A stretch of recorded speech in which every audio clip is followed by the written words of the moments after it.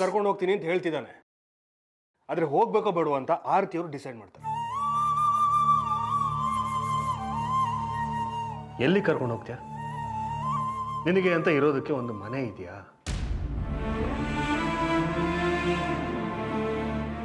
ಮನೆ ಇಲ್ಲದೆ ಇರ್ಬೋದು, ಆದರೆ ಒಳ್ಳೆ ಮನಸ್ಸಿದೆ. ಮಗನಿಂದ ಸೊಸೆನ ದೂರ ಮಾಡಿ ಅವಳಿಗೆ ಇನ್ನೊಂದು ಮದುವೆ ಮಾಡ್ದೋಳು ನೀನು. ಅದು ಸಾಲದು ಅಂತ ಮಗನ್ನ ಮೊಮ್ಮಗನ್ನ ಬಿಟ್ಟೋಗಿ ಆ ಬಿಕನಾಸಿ ಆರತಿ ಹತ್ರ ಸೇರ್ಕೊಂಡಿದ್ಯಲ್ಲೇ. ನಿನಗೆ ಸ್ವಲ್ಪನಾದ್ರೂ ನಾಚಿಕೆ ಮಾನ ಮರ್ಯಾದೆ ಯಾವ್ದು ಇಲ್ವಾ ನಿನಗೆ? ಮಗನ ಜೊತೆ ಇರೋದ್ಕಿಂತ ಹೆಚ್ಚಿನ ಸುಖ ಸಂತೋಷ ನನಗೆ ಆರತಿ ಜೊತೆ ಸಿಗ್ತಾ ಇದೆ. ಅವಳು ನನ್ನನ್ನು ತಾಯಿಗಿಂತ ಹೆಚ್ಚಾಗಿ ನೋಡ್ಕೊತಾಳೆ. ನೀನು ಹೇಳಿದ ಮಗನ ಜೊತೆ ಇದ್ದಿದ್ರೆ ಇಷ್ಟೊತ್ತಿಗೆ ನನ್ನ ಸಾಯಿಸ್ಬಿಡ್ತಿದ್ದ ಅವನು. ಅಂತ ಕಟುಕನ ಜೊತೆ ಇರೋದ್ಕಿಂತ ಆರತಿ ಜೊತೆ ಇರೋದು ಮೇಲು ಅಂತ ನನ್ಗನ್ನಿಸ್ತು. ಅದಕ್ಕೆ ಇದ್ದೀನಿ. ನಾಚಿಕೆ ಆಗಲ್ವೇನೆ ಹಾಗೆ ಹೇಳೋದಕ್ಕೆ ನಿನಗೆ? ಆ ಮನೆಯಲ್ಲಿ ಆರತಿ ಇರೋವರೆಗೂ ಮಾತ್ರ ನಿನಗೆ ಬೆಲೆ, ಗೌರವ, ಮರ್ಯಾದೆ. ಅದಕ್ಕಿಂತ ಹೆಚ್ಚಾಗಿ ಆರತಿಗೂ ನಮಗೂ ಯಾವ ರೀತಿ ಸಂಬಂಧನೂ ಇಲ್ಲ. ಆದಿಗೂ ನಮಗೂ ಸಂಬಂಧ. ಯಾಕೆ ಅಂದ್ರೆ ಅವನು ಶಶಾಂಕ್ ರಕ್ತ. ಅವನು ನಮ್ಮ ವಂಶದ ವಾರಸ್ದಾರ. ಅವನ್ನ ಯಾವ ಕಾರಣಕ್ಕೂ ಬಿಟ್ಟುಕೊಡಕ್ಕಾಗಲ್ಲ. ನಾನು ಮಾತ್ರ ಅಲ್ಲ, ನೀನು ಅಷ್ಟೇನೆ. ಅವನಲ್ಲಿ ನಿಂತ್ಕೊಂಡು ಶಶಾಂಕ್ನ ಆರತಿನ ಒಂದು ಮಾಡಬೇಕು ಅಂತಿದ್ದಾನೆ. ಅದಕ್ಕೆ ನೀನು ಸಪೋರ್ಟ್ ಮಾಡಬೇಕು.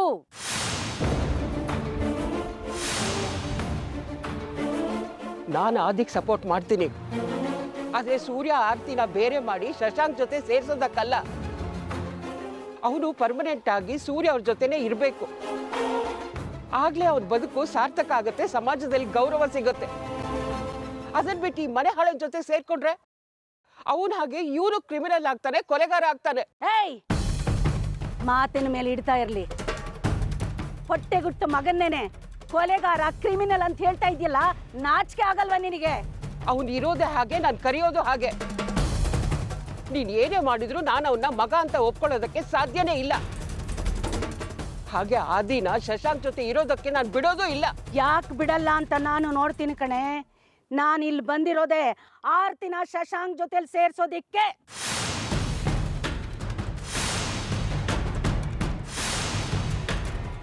ಅದಕ್ಕೆ ನೀನು ಸೂರ್ಯನ್ ಮನೇಲಿ ಇದ್ಕೊಂಡು ಅಲ್ಲಿ ನಡೆಯೋ ವಿಷಯಗಳೆಲ್ಲ ನನಗೆ ಫೋನ್ ಮಾಡಿ ತಿಳಿಸಬೇಕು. ಯಾವುದೇ ಕಾರಣಕ್ಕೂ ಇದನ್ನ ನನ್ನಿಂದ ನಿರೀಕ್ಷೆ ಮಾಡಬೇಡ ನೀನು. ಯಾಕೆ ಮಾಡಲ್ಲ? ನಾನು ಹೇಳಿದ ಕೆಲಸ ನೀನು ಮಾಡಬೇಕು, ಮಾಡ್ತೀಯಾ? ಮಾಡ್ಲಿಲ್ಲ ಅಂದ್ರೆ 10 ಎತ್ತೋಳಿಗೆ ಇನ್ನೊಂದು ಇರೋದು ಕಷ್ಟ ಆಗೋದಿಲ್ಲ ಕಣೆ. ಹಾಗೆ 20 ಕೊಲೆ ಮಾಡಿದೋಳಿಗೆ 2 ಕೊಲೆ ಮಾಡೋದಕ್ಕೆ ಕಷ್ಟ ಆಗೋದಿಲ್ಲ. ಅದರಿಂದ ಪಾರಾಗೋದು ನನಗೆ ಗೊತ್ತು. ಕೊಲೆಗಳನ್ನ ಮಾಡೋದು ನಿನ್ಗೊಂದು ಆಟ ಆಗೋಗಿದೆ ಅಲ್ವಾ? ಆದ್ರೆ ಈಗ ಕಾಲ ಬದಲಾಗಿದೆ. ನಿನ್ನ ಹಳೆ ಚಾಳಿ ಈಗ ನಡೆಯಲ್ಲ. ಅದು ಆರ್ತಿ ಕಾವಲಾಗಿ ಆರ್ಯ ಸೂರ್ಯ ಇರುವಾಗ. ಯಾಕೆ ಯಾಕೆ ಹಾಗ್ನಾಗ್ತಾ ಇದ್ಯಾ? ಯಾಕೆ ಶೋಭಾ, ಆರ್ತಿ ಆಸ್ಪತ್ರೆಗೆ ಅಡ್ಮಿಟ್ ಆಗಿರೋದು ನಿನಗೆ ಗೊತ್ತಿಲ್ವಾ? ಕೊಲೆ ಪ್ರಯತ್ನ ಆಗಿಲ್ಲ ಅಂತ್ಯಾ? ಆದ್ರೆ ನಿನ್ನ ಕಣ್ಣು ಕಾಣಿಸ್ತಾ ಇಲ್ವಾ?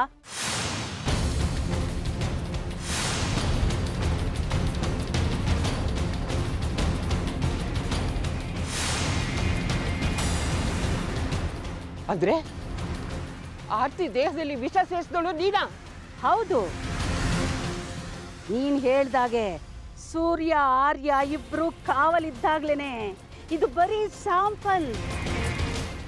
ಅವಳು ಈ ಸಲ ಸಾವಿಂದ ಪಾರಾದ್ರು ನೆಕ್ಸ್ಟ್ ಟೈಮ್ ಅವಳನ್ನ ಹೇಗೆ ಮುಗಿಸ್ಬೇಕು ಅಂತ ನನಗೆ ಚೆನ್ನಾಗಿ ಗೊತ್ತು.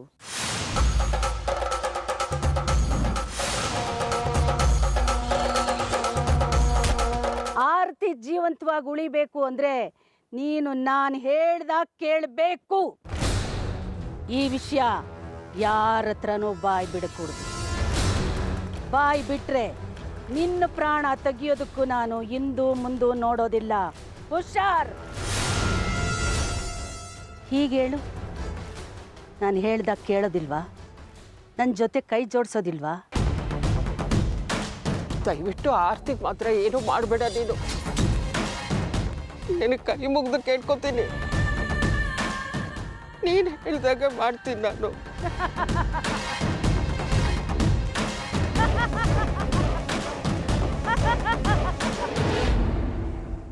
ನೀನು ನನ್ನ ಕೈವಶ ಇರೋವರೆಗೂ ಆರ್ತಿಗೆ ಏನೂ ಆಗೋದಿಲ್ಲ. ನೀನೇನಾದರೂ ನನ್ನ ಮಾತು ಕೇಳಲಿಲ್ಲ ಅಂದರೆ ಆ ಕ್ಷಣನೇ ಆರ್ತಿ ಫಿನಿಶ್. ಗೊತ್ತಾಯ್ತಾ? ಹೋಗು, ಗೋ ಗೋ ಗೋ ಗೋ ಗೋ.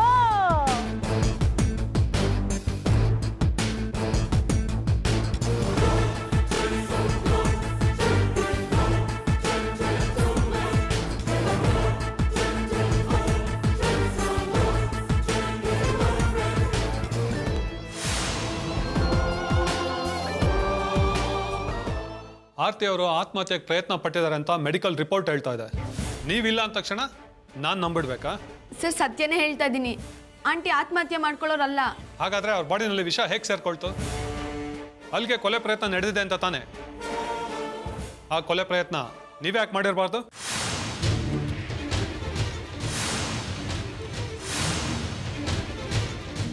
ಸರ್, ಏನು ಹೇಳ್ತಾ ಇದ್ದೀರಾ? ಆರ್ತಿ ಆಂಟಿಯವರು ನನಗೆ ತಾಯಿ ಇದ್ದಾಗೆ. ಅವ್ರನ್ನ ನಾನು ಕೊಲೆ ಮಾಡ್ತೀನಾ? ಸರ್, ಈ ಮನೇಲಿ ಕೊಲೆ ಮಾಡೋ ಅಂಥವ್ರು ಯಾರೂ ಇಲ್ಲ. ಹಾಗಾದ್ರೆ ಇದು ಕೊಲೆ ಅಲ್ಲ ಅಂತ ಆಯ್ತು. ಖಂಡಿತ ಇದು ಕೊಲೆನೂ ಅಲ್ಲ, ಆತ್ಮಹತ್ಯೆನೂ ಅಲ್ಲ. ಈ ಬುದ್ಧಿವಂತಿಕೆ ಎಲ್ಲ ನನ್ನ ಹತ್ರ ಬೇಡ. ನನಗೆ ಬೇಕಾಗಿರೋ ಸತ್ಯ. ಆರ್ತಿ ಅವರು ಆತ್ಮಹತ್ಯೆ ಮಾಡ್ಕೊಳ್ಳೋದಕ್ಕೆ ಕಾರಣ ಏನು ಅಂತ ಹೇಳಿದ್ರೆ ಸರಿ. ಅದನ್ನ ಬಿಟ್ಟು ಆರ್ಯನ್ ತರ ರಾಂಗ್ ಆಗಿ ಮಾತಾಡಿದ್ರೆ ಸ್ಟೇಷನ್ ಕರ್ಕೊಂಡು ಹೋಗ್ಬೇಕಾಗತ್ತೆ. ಹೇಳ್ರಿ ಸತ್ಯ ಏನು ಅಂತ. ಅದು ಅದು ಅದು ಇದು ಅಂತ ನೆಪ ಹೇಳಿದ್ರೆ ನಾನು ನಿಮ್ಮನ್ನು ಬಿಟ್ಬಿಡ್ತೀನಿ ಅಂತ ಅನ್ಕೋಬೇಡಿ. ನೀವು ಸತ್ಯ ಹೇಳೋ ತನಕ ನಾನು ನಿಮ್ಮನ್ನು ಬಿಡಲ್ಲ. ಹೇಳಿ, ಆರ್ತಿ ಅವರು ಯಾಕೆ ಆತ್ಮಹತ್ಯೆ ಮಾಡ್ಕೊಳ್ಳೋಕೆ ಪ್ರಯತ್ನ ಪಟ್ರು ಅಂತ? ಮದುವೆ ವಿಷಯಕ್ಕೆ. ಮದುವೆ ವಿಷಯಕ್ಕ? ಯಾಕೆ? ನೀವು ಆರ್ಯ ಮದುವೆ ಆಗೋದು ಆರ್ತಿ ಅವ್ರಿಗೆ ಇಷ್ಟ ಇರಲಿಲ್ವಾ? ಹಾಗೇನೂ ಇಲ್ಲ ಸರ್. ಅವರೇ ಇಷ್ಟಪಟ್ಟು ನಮ್ಮಿಬ್ರು ಮದುವೆ ಮಾಡಬೇಕು ಅಂತ ಇದ್ರು. ಆದರೆ ಅವ್ರು ಇನ್ನೊಬ್ಬ ಮಗನ ಮದುವೆನ ನಮ್ಮ ಮದುವೆಗಿಂತ ಮುಂಚೆ ಮಾಡಬೇಕು ಅಂತ ನಿರುಷ ಅವರು ಆದಿತ್ಯ ಅವರು ಕಂಡೀಷನ್ ಹಾಕಿದ್ರು. ಆ ವಿಷಯದಲ್ಲಿ ಸ್ವಲ್ಪ ನಮ್ಮೆಲ್ಲರ ಮಧ್ಯೆ ಮನಸ್ತಾಪ ಇತ್ತು. ಅದನ್ನು ಪರಿಹಾರ ಮಾಡಬೇಕು ಅಂತ ಆಂಟಿ ಉಪವಾಸ ಕೂತ್ಕೊಂಡಿದ್ರು ಅಷ್ಟೇ. ಅದು ಬಿಟ್ಟು ಆಂಟಿ ಆತ್ಮಹತ್ಯೆ ಪ್ರಯತ್ನ ಪಟ್ಟಿದ್ದಾರೆ ಅಂದರೆ ಅದನ್ನು ನಮ್ಮ ಕೈಲಿ ಯಾರ ಕೈಲೂ ನಂಬಕ್ಕಾಗ್ತಿಲ್ಲ. ನೀವು ಹೇಳ್ದಾಗೆ ಈ ಮನೇಲಿ ಆಂಟಿನ ಕೊಲೆ ಮಾಡೋ ಥರ ಮನಸ್ಥಿತಿನೂ ಯಾರಿಗೂ ಇಲ್ಲ. ಇದೆಲ್ಲ ಹೇಗಾಯಿತು ಅಂತಲೇ ನಮ್ಗೆ ಗೊತ್ತಾಗ್ತಿಲ್ಲ ಸರ್. ಹಾಗಾದರೆ ಆರ್ತಿ ಅವರ ಆತ್ಮಹತ್ಯೆಗೆ ಕಾರಣ ಕೌಟುಂಬಿಕ ಕಲಹ ಅಂತ ಗೊತ್ತಾಯ್ತು. ಮಿಸ್ ಸ್ವಾತಿ ಅವರ, ನಿಮ್ಮಿಂದ ಹೇಳ್ಕೋಬೇಕಾದ್ರೆ ಮತ್ತೆ ನೀವು ಸ್ಟೇಷನ್ ಬರಬೇಕಾಗತ್ತೆ. ನಾನು ಸ್ಟೇಷನ್ಗೆ ಬರೋದಾ? ಅದು ಮಾತ್ರ ಸಾಧ್ಯ ಇಲ್ಲ. ಯಾಕೆ ಸಾಧ್ಯ ಇಲ್ಲ? ಸಾಧ್ಯ ಮಾಡ್ಕೋಬೇಕು. ಮೇಲ್ನೋಟಕ್ಕೆ ಆತ್ಮಹತ್ಯೆ ಅಂತ ಅನ್ನಿಸ್ತಾ ಇದ್ರು ಕೊಲೆ ಪ್ರಯತ್ನ ನಡೆದಿದೆ ಅಂತ ನನಗನ್ನಿಸ್ತಾ ಇದೆ. ಕರೆದಾಗ ಸ್ಟೇಷನ್ಗೆ ಬರಬೇಕಾಗತ್ತೆ.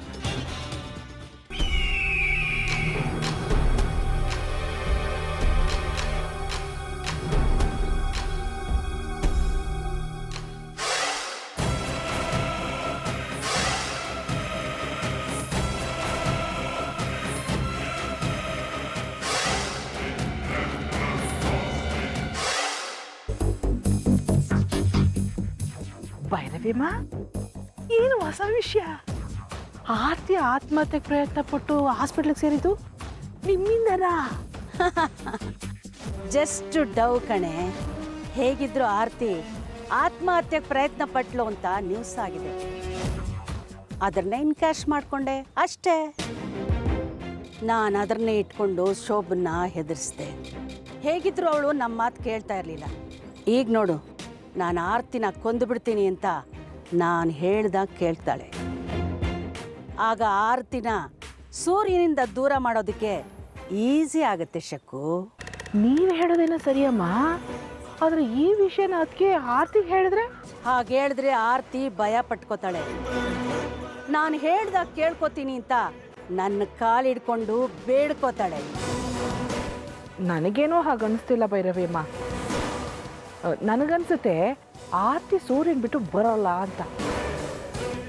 ಅದಕ್ಕೆ ಈ ಆರ್ತಿ ಹತ್ರ ಹೋಗ್ಬಿಟ್ಟು ನಿನ್ನ ಈ ಸ್ಥಿತಿಗೆ ಭೈರವಿಯಮ್ಮನೇ ಕಾರಣ ಅಂತ ಹೇಳಿದ್ರೆ ಆಮೇಲೆ ಪೊಲೀಸ್ ಕಂಪ್ಲೇಂಟು, ಆಮೇಲೆ ಪೊಲೀಸ್ನವ್ರು ಬಂದು ನಿಮ್ಮನ್ನು ಅರೆಸ್ಟ್ ಮಾಡೋದು, ನೀವು ಜೈಲು ಸೇರೋದು.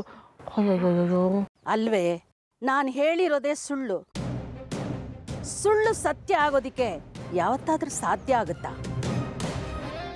ಆರ್ತಿಗೆ ಯಾರು ವಿಷ ಹಾಕಿದ್ರು ಅಂತ ಗೊತ್ತಾಗೋ ತನಕ ಶೋಭನ್ ಮನಸ್ಸಲ್ಲಿ ನಾನೇ ವಿಷ ಹಾಕದೆ ಅಂತ ಇರುತ್ತೆ ತಾನೆ.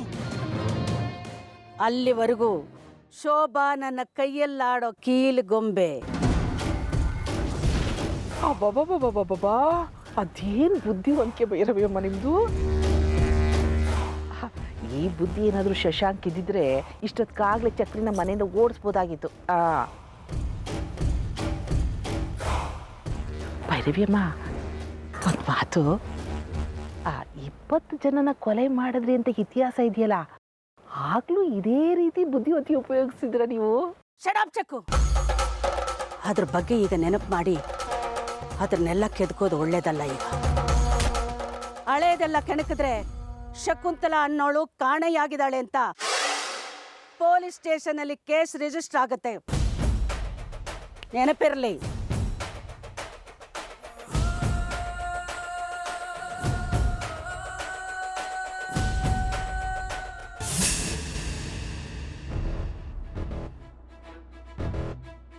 ಬನ್ನಿ ಬಾಮ ಹೋಗೋಣ. ಏಯ್, ಮಧ್ಯಾಹ್ನ ನಿನಗೆ ಹೇಳಿದ್ದು ಇನ್ನೂ ತಲೆಗೆ ಹೋಗಿಲ್ವಾ? ಕಳ್ಸೋಕ್ಕಾಗಲ್ಲ ಅಂತ. ಕಳ್ಸೋಕ್ಕಾಗಲ್ಲ ಅಂದರೆ ಬಲವಂತವಾಗಿ ಕರ್ಕೊಂಡು ಹೋಗ್ಬೇಕಾಗತ್ತೆ. ಬಲವಂತವಾಗಿ ಕರ್ಕೊಂಡು ಹೋಗೋದು ದೊಡ್ಡ ಅಸ್ಕೆ ಅಲ್ಲ. ಈ ಸ್ಥಿತಿನಲ್ಲಿ ಅವ್ರನ್ನ ನೋಡ್ಕೊಳ್ಳೋ ಸಾಮರ್ಥ್ಯ ಇದೆಯೋ ಅನ್ನೋ ತಿಳುವಳಿಕೆ ಇರಬೇಕು. ನನಗೆ ನಿಮ್ಮ ಕತೆ ಪುರಾಣಗಳೆಲ್ಲ ಬೇಕಾಗಿಲ್ಲ. ನನಗೆ ಚೆನ್ನಾಗಿ ಗೊತ್ತಿದೆ ನಮ್ಮಮ್ಮನ ಹೇಗೆ ನೋಡ್ಕೋಬೇಕು ಅಂತ. 20 ವರ್ಷ ಮನೆಯಿಂದ ಆಚೆ ಆಗಿದಾಗ ನಮ್ಮಮ್ಮನ ನೋಡ್ಕೊಂಡಿದ್ದು ನಾನೇ. ಅವರಿಗೆ ಆಸರೆ ಆಗಿದ್ದು ಇದೇ ಆದಿತ್ಯ. ನಿನ್ನೆ ಮೊನ್ನೆಯಿಂದ ನೀವು ನಿಮ್ಮ ಮಗ ನಮ್ಮಮ್ಮನ ನೋಡ್ಕೊಂಡಿರ್ಬೋದು, ಆದ್ರೆ ಹುಟ್ಟಾಗಿಂದ ನಮ್ಮಮ್ಮನ ನೋಡ್ಕೊಂತಿರೋದು ನಾನು. ಅವ್ರ ಬೇಕು ಬೇಡಗಳನ್ನ ನಿಮಗಿಂತ ಚೆನ್ನಾಗಿ ತಿಳ್ಕೊಂಡಿದ್ದೀನಿ. ನಾನು ನಮ್ಮಮ್ಮನ ಕರ್ಕೊಂಡು ಹೋಗ್ತಾ ಇದ್ದೀನಿ. ಅಡ್ಡ ಬಂದ್ರೆ ಪರಿಣಾಮ ನೆಟ್ಟಿಗಿರಲ್ಲ. ಆದಿತ್ಯ, ತಂದೆ ಅನ್ನೋದನ್ನ ಮರ್ತು ನೀನು ಮಾತಾಡ್ತಾ ಇದೀಯಾ? ನೀನು ಕರೆದೆ ಅಂದ ತಕ್ಷಣ ನಾನು ಬರೋದಕ್ಕಾಗಲ್ಲ ಕಣೋ. ನಿಂಗೆ ಅವತ್ತೇ ಹೇಳಿಲ್ವಾ ನಾನು ಸೂರ್ಯವ್ರನ್ನ ಬಿಟ್ಟು ಎಲ್ಲೂ ಬರಲ್ಲ ಅಂತ?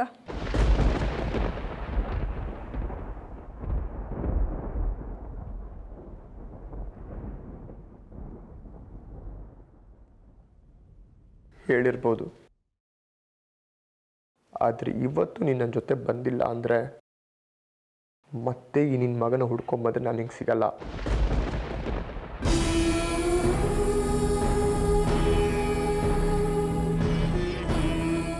ಇವ್ರುಗಳ ಮಾತಿಗೆ ಮರಳಾಗಿ ನಿನ್ನ ಮಗನ ಕಳ್ಕೊತೀಯೋ,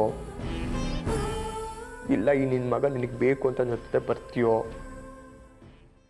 ನಿನಗೆ ಬಿಟ್ಟಿದ್ದು.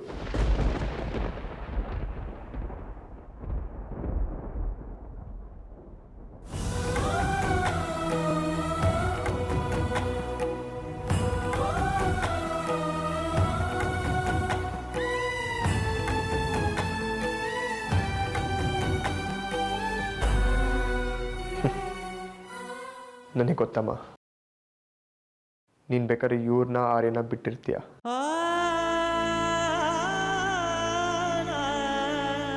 ಆದರೆ ನನ್ನ ಬಿಟ್ಟಿರಲ್ಲ.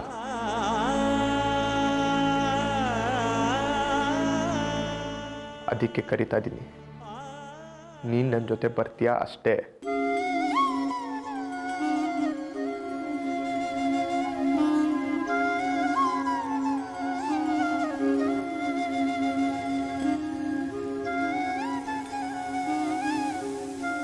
ನಿಮಗೆ ಹೇಗೆ ತೋಚುತ್ತೋ ಹಾಗೆ ಮಾಡಿ, ನಂದೇನು ಬಲವಂತ ಇಲ್ಲ. ಅಮ್ಮನಿಗೆ ಇಟ್ಕಟ್ಟಿಗೆ ಸಿಕ್ಕಾಕ್ಸಿ ನಿಮ್ಮ ಬೇಳೆನ ಬೇಯಿಸ್ಕೋಬೇಡಿ. ಆದಿತ್ಯ, ಅಮ್ಮನ ಇಮೋಷನಲ್ ಬ್ಲ್ಯಾಕ್ ಮೇಲ್ ಮಾಡಿ ಕರ್ಕೊಂಡು ಹೋಗೋ ಪ್ರಯತ್ನ ಪಡ್ಬೇಡ. ಅಮ್ಮನ ಜೊತೆ ಬರ್ಬೇಕು ಅಷ್ಟೇ.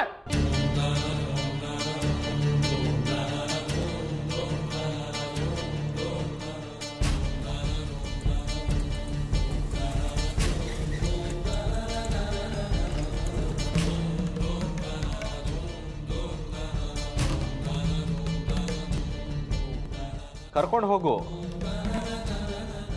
ಅದಕ್ಕೂ ಮುಂಚೆ ಅಮ್ಮನ ಟ್ರೀಟ್ಮೆಂಟ್ ಖರ್ಚಾಗಿರೋ ಬಿಲ್ನ ಕಟ್ಬಿಟ್ಟು ಕರ್ಕೊಂಡು ಹೋಗು.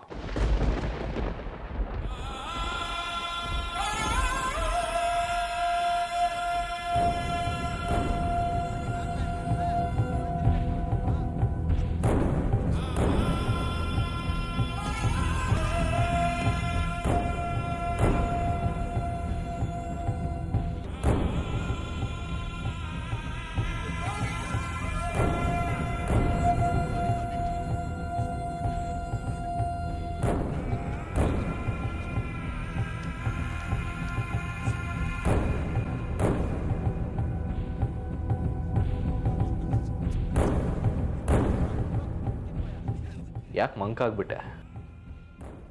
ಜೇಬಲ್ ದುಡ್ಡಿಲ್ವಾ?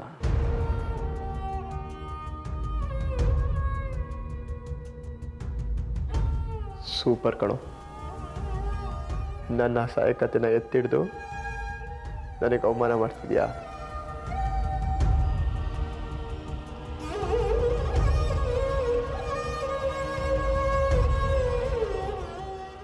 ನೋಡಮ್ಮ ಹೇಗೆ ಅವಮಾನ ಮಾಡ್ತಿದ್ದಾರೆ ಅಂತ. ಬಿಲ್ ಕಟ್ಟಕ್ಕೆ ಯೋಗ್ಯತೆ ಇಲ್ಲ ಅಂತ ಹಂಗಿಸ್ತಾ ಇದ್ದಾರೆ. ಯಾಗೊತ್ತಾ, ನಾನು ನಿನ್ನ ಕರ್ಕೊಂಡು ಹೋಗ್ಬಾರ್ದು ಅಂತ.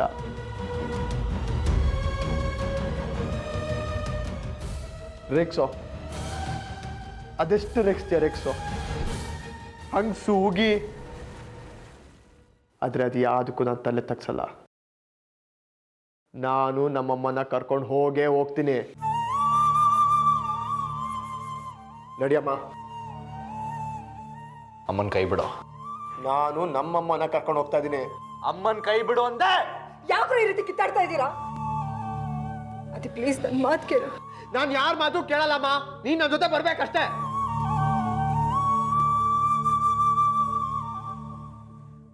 ಫೈನಲ್ ಚೆಕಪ್ ಇದೆ, ಬನ್ನಿ ಮೇಡಮ್.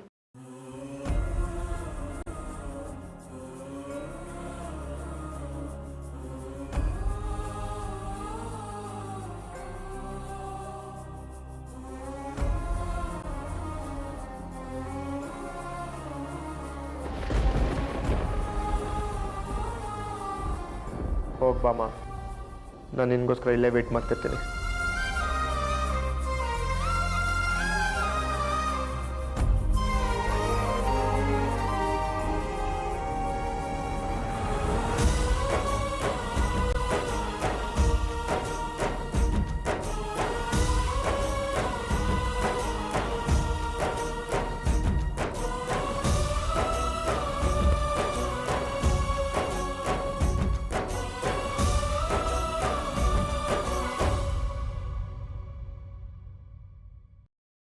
ಡ್ಯಾಡ್, ನೀವು ಹೋಗಿ ಅಮ್ಮನ ಜೊತೆ ಇರಿ.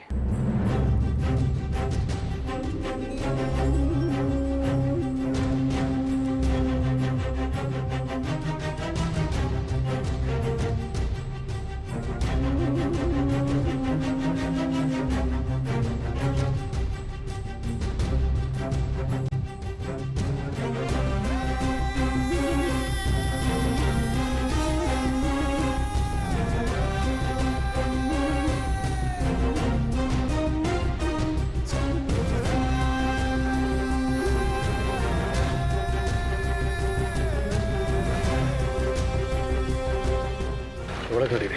ಸೂರ್ಯರೇ ಏನಿದೆಲ್ಲ? ಅದೆಲ್ಲ ಆಮೇಲೆ ಹೇಳ್ತೀನಿ, ಮೊದಲು ಹೊರಡಿ. ನಾನು ಆದಿತ್ಯಗೆ ಒಂದು ಮಾತು ಹೇಳಿಲ್ಲ, ಅವ್ನು ಹೇಳ್ಬಿಟ್ಟು ಬರ್ತೀನಿ. ಅವನಿಗೆ ಹೇಳಿದ್ರೆ ಜಗಳ ಮಾಡ್ತಾನೆ, ನಿಮ್ಮನ್ನು ಹೋಗೋದು ಬಿಡಲ್ಲ. ಪ್ಲೀಸ್ ಹೊರಡಿ ನೀವು. ಸೂರ್ಯರೇ ಯಾಕೆ ಈ ರೀತಿ ಮಾಡಿ? ಹೊರಡಿ ಬನ್ನಿ. ಸೂರ್ಯರೇ ನನ್ನ ಮಾತು ಕೇಳಿ.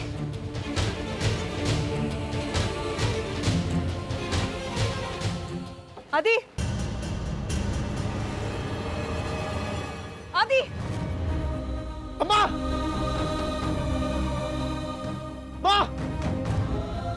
ಅಮ್ಮ, ಆದಿ, ಆದಿ, ಆದಿ, ಅಮ್ಮ, ಗಾಡಿ ನಿಲ್ಸಿ ಕೇಳಮ್ಮ. ಅಮ್ಮ, ನನ್ನ ಹತ್ರ ಮಾತಾಡ್ತೀನಿ. ಸುಮ್ಮನೆ ಇರಿ. ನೋಡಿ, ಅವನ ಜೊತೆ ನಾನು ಹೋಗಲ್ಲ. ಆದಿ, ಅಮ್ಮ, ಗಾಡಿ ನಿಲ್ಸಿ ಕೇಳಮ್ಮ. ಆದಿ, ಹೋಗಪ್ಪ, ಬೇಗ ಹೋಗಪ್ಪ. ಸೂರ್ಯರೇ, ನಾನು ಅವನ ಜೊತೆ ಹೋಗಲ್ಲ. ಅಮ್ಮ, ಪ್ಲೀಸ್ ಸೂರ್ಯರೇ. ನಾನು ಹೇಳೋದು ಅರ್ಥ ಮಾಡ್ಕೊಳ್ಳಿ. ಆದಿ, ಗಾಡಿ ನಿಲ್ಸಿ ಕೇಳಮ್ಮ. ಆದಿ,